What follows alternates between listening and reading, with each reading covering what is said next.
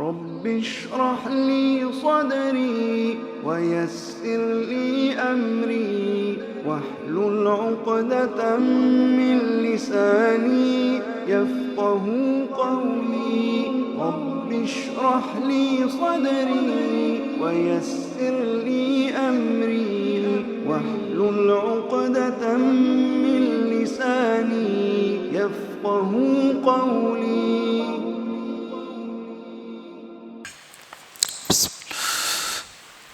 الحمد للہ رب العالمین والصلاة والسلام سید المرسلین امام الموحدین محمد بن عبداللہ وعلی آلہ واصحابہ وذریتہ اجمعین ومن تبعہم بإحسان الی یوم الدین اما بعد. عن عبداللہ ابن مسعود رضی اللہ تعالی عنہ قال قال رسول اللہ صلی اللہ علیہ وسلم اللہم انی اسألک الہدی والتقی والعفاف والغنی. معزز مسلمان اکرام، یہ جو علم کی مجلس ہے بہت ہی مبارک اور بابرکت مجلس ہے.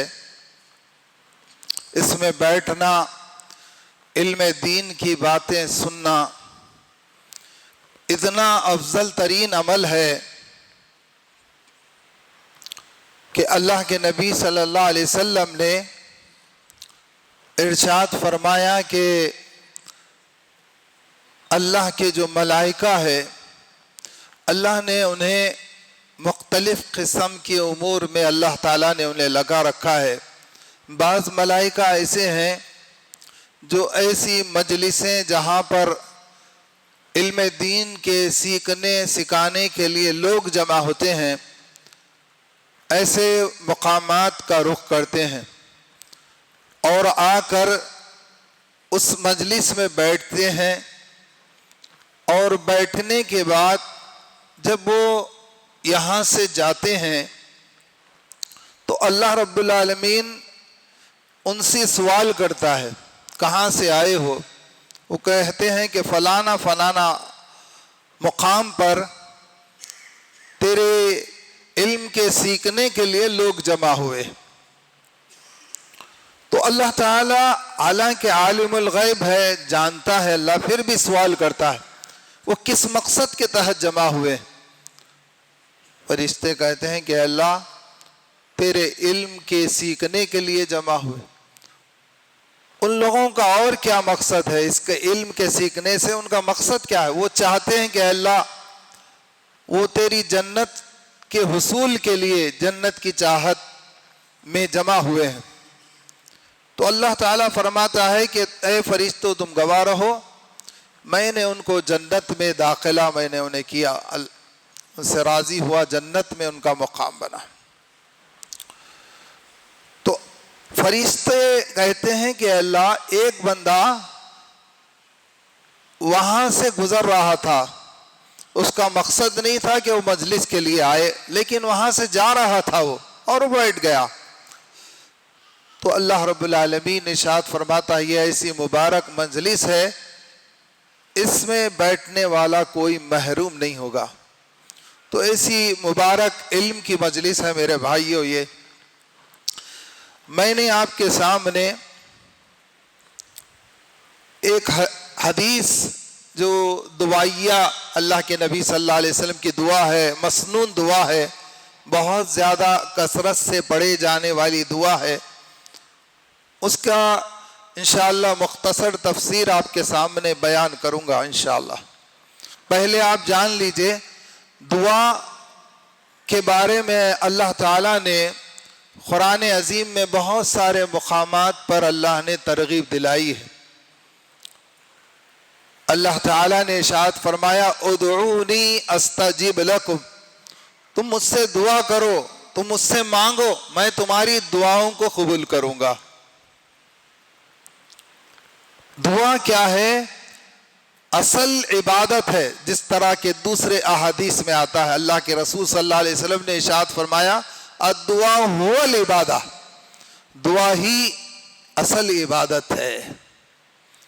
اور ایک حدیث میں ہے الدعاء صلاح المؤمن، دعا مومن کا ہتھیار ہے۔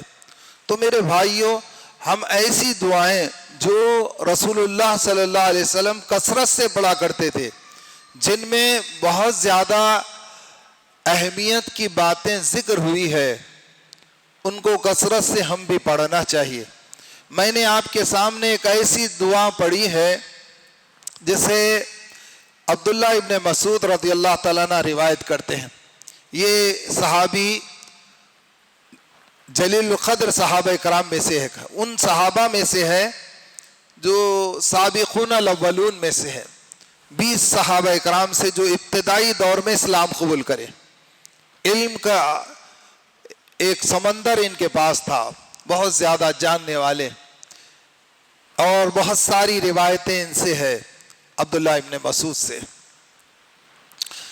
یہ کہتے ہیں کہ میں نے رسول اللہ صلی اللہ علیہ وسلم کو فرماتے ہوئے سنا، آپ یہ دعا پڑھتے تھے، اللہم انی اسألک الہدی، اے اللہ میں تجھ سے ہدایت چاہتا ہوں، والتقی، میں تجھ سے تقوی پرہیزگاری چاہتا ہوں، والعفاف، میں تجھ سے پاک دامنی چاہتا ہوں، والغنی، اور میں تجھ سے بے نیازی کا سوال کرتا ہوں۔ انشاءاللہ میں آپ کے سامنے آج کے اس درس میں ہدایت کے متعلق بتاؤں گا، آئندہ اگر موقع ملا تو بقیہ جو 3 چیزیں ہیں اس پر میں انشاءاللہ روشنی ڈالوں گا۔ ہدایت بہت ہی عظیم شے ہے میرے بھائی۔ ہدایت ایک ایسی عظیم شے ہے، اسی کی بنیاد پر ہمارے فیصلے ہوں گے۔ ہدایت ایک ایسا سرمایہ ہے، ایسی دولت ہے جس کی حفاظت ضروری ہے۔ یاد رکھیے، بہت سارے لوگ مال و دولت کی حفاظت کرتے ہیں، ہیرے جوہرات کی حفاظت کرتے ہیں۔ ہیرے جوہرات، مال و دولت لٹ جائے، آدمی خلاش ہو جائے، پھر سے دولت کما لے سکتا ہے، لیکن جو بندہ ہدایت کی دولت سے محروم ہو جائے اسے ہدایت پھر نہیں ملتی۔ اور یہ ہدایت اللہ تعالیٰ اپنے چنندہ بندوں کو عطا کرتا ہے، اور یہ ہدایت کے مانگنے کے آداب اللہ نے سکھائے مومنین کو۔ آپ نے ابھی نماز پڑھی ہے، اور ہر نماز میں آپ اللہ سے دعا کرتے ہیں، مانگتے ہیں۔ کیا مانگتے ہیں سورہ فاتحہ میں؟ اہدنا الصراط المستقیم، اے اللہ ہمیں سیدھے راستے کی رہبری فرما، سیدھے راستے کی رہنمائی فرما۔ یہی وہ سیدھا صراط مستقیم ہے جو اصل چیز ہے، اسی کی بنیادی اور ایسی چیز ہے جس کی بنیاد پر ہمارے فیصلے ہوں گے، جنت اور جہنم کے فیصلے۔ اور یہ اللہ تعالیٰ ہر کسی کو نہیں دیتا، یہ اپنے چنندہ بندوں کو اللہ ہدایت کی دولت سے نوازتا ہے۔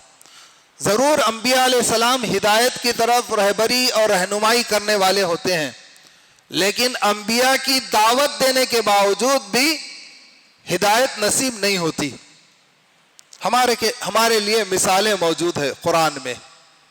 نوح علیہ السلام برگزیدہ پیغمبر تھے، 950 سال تک دعوت و تبلیغ کا فریضہ انجام دیے، بہت زیادہ معمولی بات نہیں ہے، 950 سال تک۔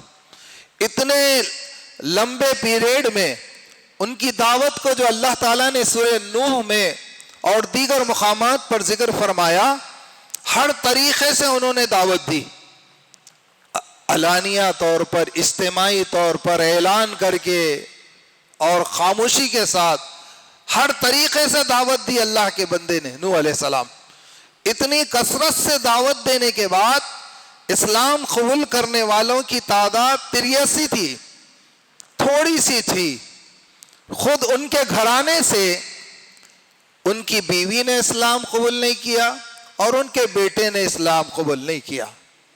دیکھیے آپ نے کتنی دعوت کتنی نہیں دی ہوں گی، لوگوں کو دی تو اپنے گھر والوں کو اتنی دعوت نہیں دی ہوں گی، لیکن اسلام قبول نہیں کیے، ہدایت نصیب نہیں ہوئی۔ اسی طرح ابراہیم علیہ السلام جو ابو الانبیاء کا لقب جنہیں حاصل ہے، ان کی نسل ہی میں تمام انبیاء علیہ السلام آئے۔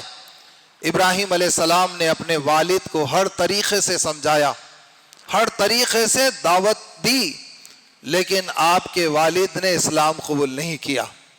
آپ نے انہیں نصیحت کرتے ہوئے کہا، یا ابتی لا تعبدی الشیطان، اے ابا جان شیطان کی عبادت بندگی نہ کیجیے، رحمان کی بندگی کیجیے۔ اے ابا جان میرے پاس علم آیا ہے، اللہ کی طرف سے ہدایت آئی ہے، آپ میری پیروی کیجیے، میں آپ کو صراط مستقیم کی طرف رہبری کروں گا۔ باپ نہیں مانا۔ دیکھیے آپ، ابراہیم خلیل اللہ جیسا پیغمبر برگزیدہ، اور اسی طرح بہت سارے انبیاء ہیں۔ لوط علیہ السلام کی بیوی نے اسلام قبول نہیں کیا۔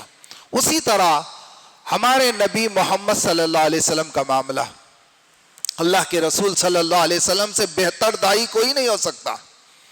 تمام انبیاء میں افضل ترین، اور آپ کا پیغام، آپ کی دعوت جس کی شہادت اللہ تعالیٰ نے دی، ویسے برگزیدہ پیغمبر محمد رسول اللہ صلی اللہ علیہ وسلم کی چاہت تھی، خواہش تھی کہ آپ کے چچا اسلام قبول کریں۔ کیوں؟ کیونکہ وہ آپ کی بڑی مدد کرتے تھے، بھتیجے ہونے کی بنیاد پر، رسول اللہ ہونے کی بنیاد پر نہیں، بھتیجے کی عصبیت کی بنا پر، رشتہ داری کی بنا پر آپ سے محبت کرتے تھے۔ آپ نے انہیں سمجھایا، دعوت دی، نہیں مانے۔ آخری مرحلہ تھا، آخری مرحلے پر ادھر سے مشرکین مکہ کے سردار آ گئے، ابو جہل، عتبہ، شیبہ آ کے بیٹھ گئے۔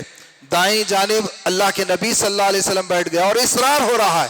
اللہ کے رسول صلی اللہ علیہ وسلم اپنے چچا سے کہہ رہے ہیں، چچا جان ابھی تو بھی آپ اسلام قبول کر لیجئے، لا الہ الا اللہ کا اقرار کر لیجئے۔ نہیں مانے۔ آپ نے یہ تک کہا، میرے کان میں آپ لا الہ الا اللہ کی وحدانیت کی گواہی دے دیجئے، اسلام قبول کر لیجئے، میں اس کو دلیل بنا کر آپ کے لیے شفاعت کروں گا۔ ادھر سے ابو جہل نے کہا، اے محمد کیا جہنم کے ڈر سے آخری موقع پر اپنے باپ دادا کے دین سے پھر جاؤ گے؟ دونوں طرف سے اصرار ہوا، یہاں تک کہ عبد المطلب نے کہا، میں اپنے باپ، ابو طالب نے کہا میں اپنے باپ عبد المطلب کے دین پر مرتا ہوں، انتقال ہوگا۔ ان للہ پڑھتے ہوئے رسول اللہ صلی اللہ علیہ وسلم اٹھ گئے۔ بڑا رنج ہوا آپ کو، بہت رنج۔ سورہ قصص کی آیت نازل ہو گئی، اللہ نے کہا انک لا تہدی من احببت، اے نبی صلی اللہ علیہ وسلم جسے آپ پسند کرتے ہیں، جسے آپ چاہتے ہیں، ان کو آپ ہدایت نہیں دے سکتے۔ وَلَكِنَّ اللَّهَ يَهْدِي مَن يَشَاءُ، لیکن اللہ جسے چاہتا ہے اس کو اللہ ہدایت دیتا۔ وہ عالم بالمعتدین، وہ جانتا ہے ہدایت یافتہ کون ہے، وہ جانتا ہے۔ دیکھیے آپ، اللہ کے رسول صلی اللہ علیہ وسلم اپنے چچا کو ہدایت پر نہیں لا سکے۔ کیوں؟ کیونکہ ہدایت اللہ کی جانب سے نصیب ہوتی۔ یہی رسول اللہ صلی اللہ علیہ وسلم کی ذات تھی۔ جب احد کے موقع پر مشرکین مکہ کی جانب سے شدت سے حملہ ہوا، اللہ کے رسول صلی اللہ علیہ وسلم پر، آپ کے رباعی دانت ٹوٹ گئے، میخیں آپ کے جبڑوں میں دھس گئی، 70 سے زیادہ صحابہ کرام شہید ہو گئے۔ آپ نے بددعا دی کہ وہ قوم کیسے فلاح پائے گی، کیسے ہدایت پائے گی جس نے اپنے نبی کو زخمی کر دیا۔ اللہ نے قرآن کی آیت نازل فرمائی، سورہ آل عمران، لیس لک من الامر شیء، اے نبی آپ کے لیے زیبا نہیں دیتا کہ آپ بددعا دیں، شاید اللہ تعالیٰ ان میں سے ہدایت دے باز کو، یقینی طور پر وہ ظالم ہے۔ پھر اللہ نے ہدایت دی انہی میں سے خالد بن ولید، جنہیں سیف اللہ کا لقب ملا، اللہ کی تلوار کا، ہدایت قبول کیا۔ ابو جہل کا بیٹا اکرمہ ہدایت قبول کیا، اور اسی طرح ابو سفیان، اور اسی طرح ہندا جس نے حمزہ رضی اللہ تعالیٰ عنہ کے کلیجے کو چاک کر کے مطلع کیا، کلیجے کو چبایا، اللہ نے اسے ہدایت۔ تو اللہ رب العالمین جانتا ہے ہدایت کسے دینا ہے، کون ہدایت کا مستحق ہے، اس کو اللہ ہدایت دیتا۔ ہدایت انہی کو ملتی ہے جو ہدایت کے طالب ہو۔ توفیق ہو، اس کی طرف جستجو ہو، تڑپ ہو. ہمارے اندر اگر تڑپ ہوگی اللہ توفیق عطا کرے گا، وعدہ ہے اللہ کا. سورہ عنکبوت کی آخری آیت میں اللہ نے ارشاد فرمایا والذین جاہدوا فینا لنہدینہم سبلنا، جو ہماری راہ کی حصول کے لیے جد و جہد کرتا ہے، کوشش کرتا ہے، ہم اسے ہدایت دیتے ہیں، اسے توفیق، صراط مستقیم کی ہدایت اللہ اسے عطا کرتا ہے. تو میرے بھائیوں، ہدایت بہت بڑی شے ہے، اس کی حفاظت کرنا ہے، یہ اللہ سے مانگنا ہے، جان کر مانگنا ہے، تو ضرور اللہ تعالیٰ ہدایت عطا کرے گا. سوال بھی کرنا اللہ سے، جستجو بھی کرنا، جد و جہد بھی کرنا، اور اس کی حفاظت بھی کرنا. اس کے پانے کے بعد مطمئن نہیں ہو جانا. بہت سارے ہمارے بھائی ہے، سلفی ہے، صحیح منہج پر ہے، بے فکرے ہو جاتے. شیطان کیا کرتا؟ وار کرتے رہتا، شیطان کے وار ہر طرح سے ہوتے رہتے. ارے تو سلفی ہے، تو مسلمان ہے، تو اہل الحدیث ہے، تیرے سے شرک کہاں سے ہوتا؟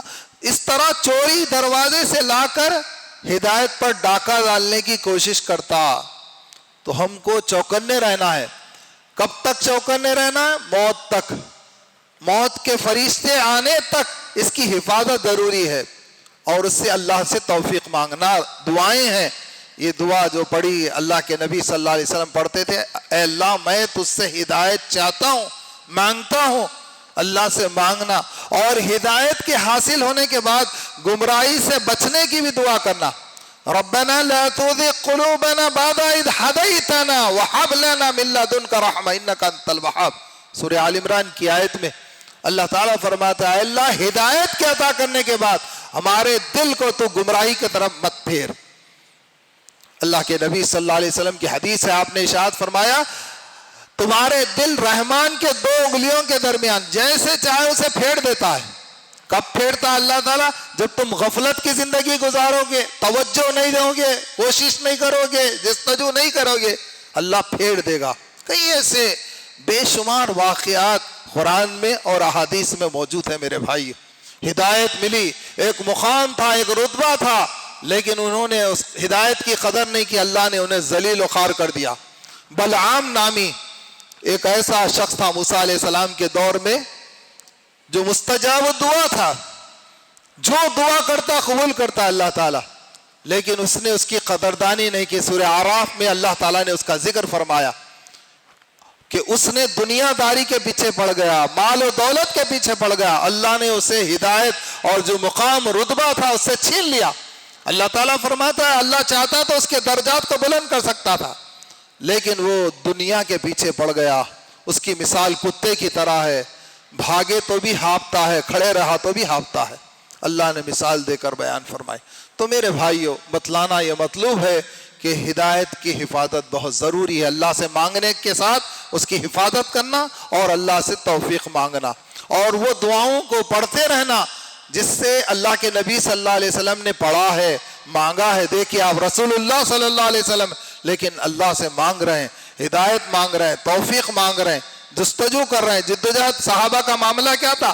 دعا کر کے خاموش نہیں بیٹھتے، بلکہ وہ ہدایت کی طرف لے جانے والے اعمال کی طرف لگے رہتے تھے، کوششاں کرتے تھے، اعمال صالحات کرتے. ہمیں بھی چاہیے اعمال صالحات کے ذریعے سے کوشش کرنا، دعائیں نہیں کرنا بلکہ عمل کرنا، کیونکہ عمل اصل چیز ہے. تو آپ تمام سے گزارش ہے، جو اللہ کے نبی صلی اللہ علیہ وسلم کی دعا جو بتائی گئی، اس دعا کو یاد کیجئے. آپ لوگ روزمرہ کی دعاؤں میں آپ یہ دعا پڑھتے تھے آپ صلی اللہ علیہ وسلم، جس میں 4 چیزیں آپ مانگا کرتے تھے. اللہم انی اسألک الہدی، اے اللہ میں تجھ سے مانگتا ہوں، کیا؟ ہدایت مانگتا ہوں. والتقی، تقوی پرہیزگاری مانگتا ہوں. والعفاف، پاک دامنی مانگتا ہوں. والغنی، بے نیازی مانگتا ہوں. تو انشاءاللہ بقیہ 3 چیزیں جو رہ گئی آئندہ درس میں اگر موقع ملے تو انشاءاللہ بیان کروں گا. اللہ سے دعا ہے اللہ تعالی ہم تمام کو اللہ کے نبی صلی اللہ علیہ وسلم کی جو دعائیں ہیں اسے روزمرہ کی دعاؤں کو کثرت سے پڑھتے رہنے، اس پر عمل پیرا ہونے کی اللہ ہمیں نیک ہدایت و توفیق نصیب فرمائے. آمین. الحمدللہ رب العالمین. السلام علیکم ورحمۃ اللہ وبرکاتہ.